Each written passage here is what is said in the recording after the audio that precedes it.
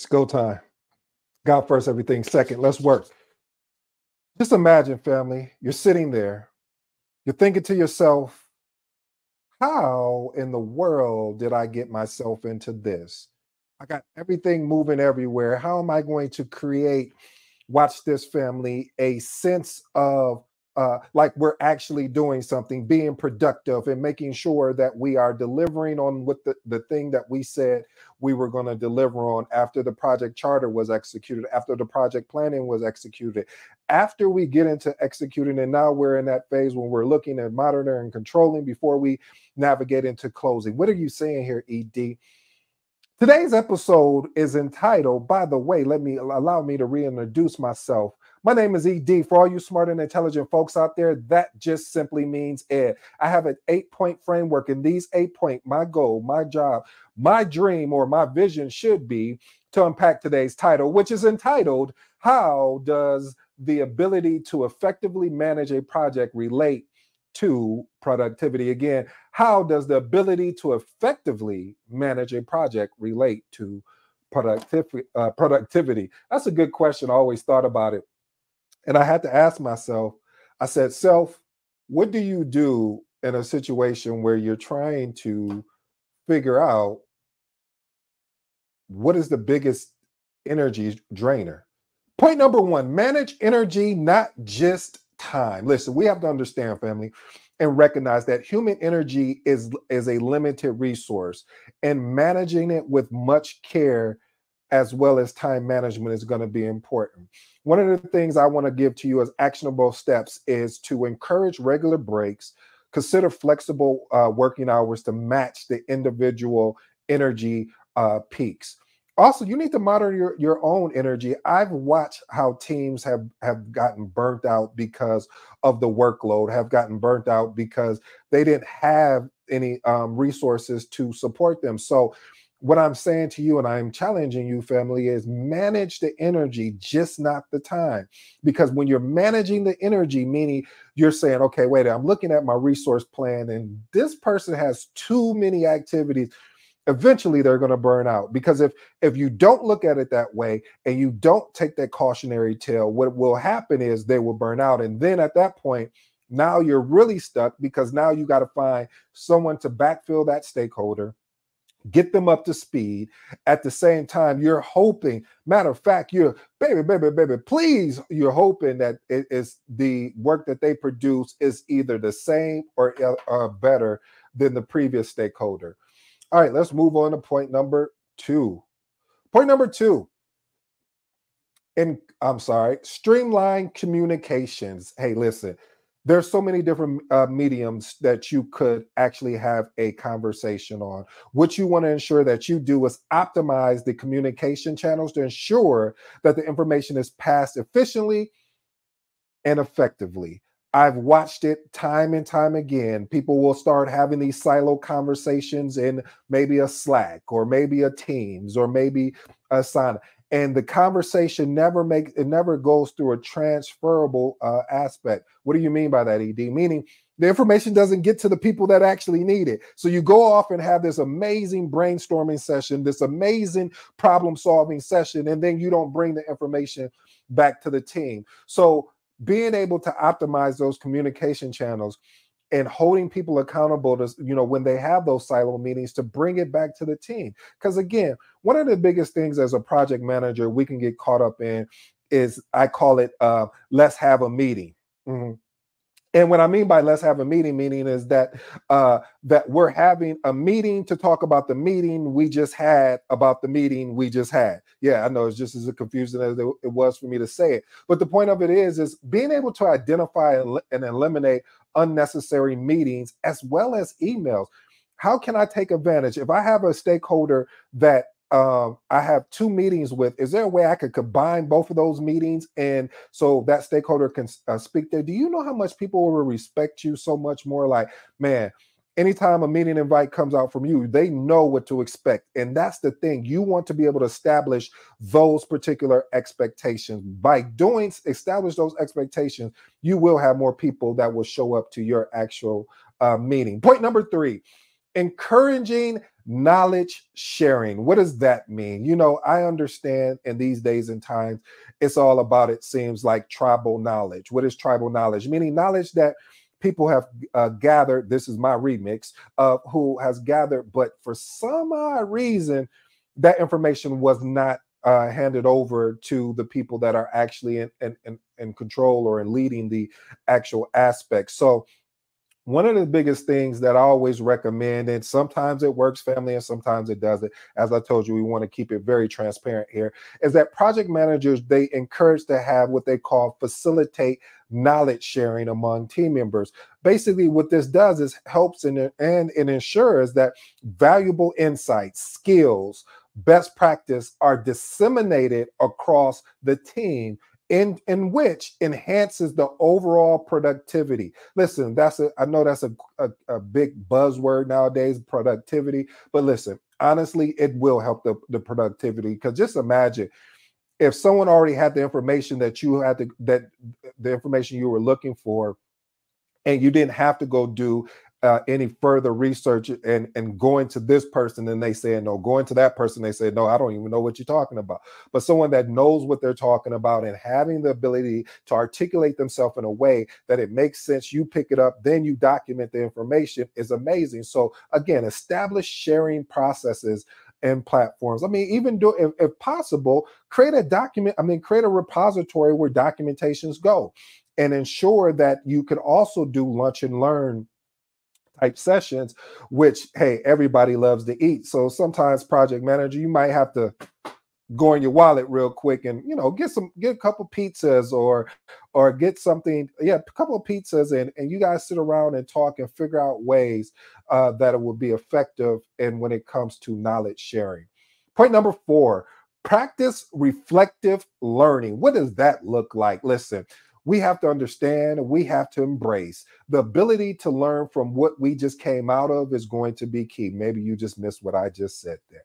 I said the ability to come out of what we just learned is going to be key there. See, when you have an opportunity to go through something, you see how I'm doing that, going through. That means that you are going through this. I don't care if you're walking, I don't care if you're running, I don't care if you're sliding, you're going through it. Now, once you get to the other side, now it's time to do a roll call. Roll call, meaning you basically want to do is you want to look back on some of those practices. What could you have done better? What some of the things you couldn't have controlled? Okay, now I can't control those things. How do I respond? How do I ensure that if this happens again, I'll be in a good position mentally to address it?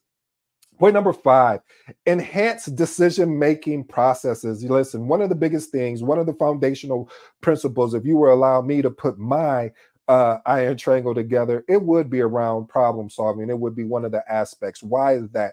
Because as a project manager, as a project team, you're always faced with different decisions that are required. As you know, my motto, my talk here is, and it was inspired by Myron, of course, Golden, is that once you make a decision, everything else is cut off to the side. So let's go through this decision. If we find out this decision is not impactful, not effective enough, then we make the change, we make the switch, but we don't go and make choices. We establish clear guidelines for our decision-making process, including, this is big because I've seen, you'll be shocked how many times I've seen where you don't even identify who is going to be responsible for making the decision. That's why the RAID Q log is so important.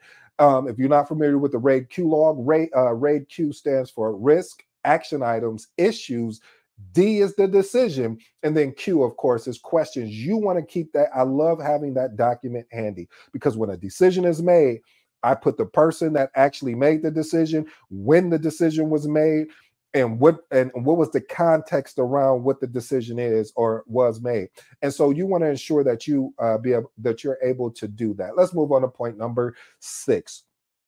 Encouraging accountability. Listen, accountability sometimes can be a good thing and it sometimes can be a bad thing. I don't ever know when it's going to be a bad thing, but it just sounded good the way it was rolling off my tongue. But no, seriously, family, accountability, you want to ensure that you effectively foster a culture of accountability. You don't always want to be the one that is holding someone accountable. Yes, it is your job. However, once you created an atmosphere, some type of energy in which the teams are holding each other accountable and say, hey, you said you were supposed to deliver this on Friday and you didn't deliver it on Friday. Talk to me. What is going on? And they get to hemming and hawing and making every set excuses. And then you ask the next follow-up question and saying, well, if you knew you weren't going to deliver on Friday, why you just didn't email me or ping me or in Slack or Teams or something like that? And so a lot of times, family, we have to be cognizant. We have to be careful. One of the artifacts that you can use to encourage accountability is a RACI chart. RACI standing for responsibility, accountability, consult, and inform. That is a key document. But even though that's good, again, all of these artifacts are good for project management. But what I've also seen happen is that you go and create your RACI document, you go in and create your RAID log, and you document, but then you don't go back and continue to revisit it. So that's why I'm all about the mindset, being able to create a culture of a mindset to be able to hold people accountable for the thing that they said they were going to deliver on. And if they can't deliver on it, we need to figure out why.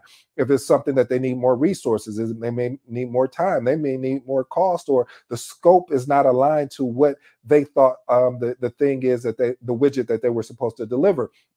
So family, holding people accountable will, and when you can get that to spread around your team, oh my goodness, you're talking about a team that is just, everybody knows their mission and they don't, it's not about the feelings. You're respectful, you're professional, but we care about the mission. What is the mission? The mission is to get this project done on time, within scope, within cost, and having a impeccable quality if possible. Let's move on to point number 7. Point number 7, optimizing meeting productivities. We discussed it a little bit earlier. How you can get caught up in so many meetings, and then you, like I said, you're having a meeting to talk about a meeting you just got out of, and now you're going to talk about the same thing in the next meeting, which is not effective, it's not efficient, and what it does is it really pushes people away, because now when they see your meeting, they're like, why am I even going to go here? Because all I know what's about to happen is we're going to have another meeting about something. So, so you always want to, I share here what I do when I'm putting a meeting together. I have 3 components. Mostly now I'm going down to 2, but it's, what's the purpose of the meeting? What we're about to meet for. And then what are some outcomes? I learned the outcome piece from Alex Hormozy. Hey, what are we trying to get when we meet, when we get connected? What are we trying to do? Let's go through and boom, boom, boom, so we can address it. And then I can let you go and move on. All right, let's talk about point number 8. We all know that frustration can come from lack of expectation. Point number 8 is managing expectations. Family, as a project manager, as a project coordinator, one of the biggest things you're going to have on your plate is the ability to manage your stakeholders' expectation. They may be up here while you are right here, and they don't understand like why you can't come up to them. Well, because that's not what the project was about. That's probably because we made the decision what the project was about when we were in the planning section and we put our scope together. You remember plan scope management. We collected the requirements, we defined the scope, and then we went and created a WBS, work breakdown structure, and you was all on board, and then we validated the scope, and then now we're controlling the scope, make sure it doesn't get out of pocket.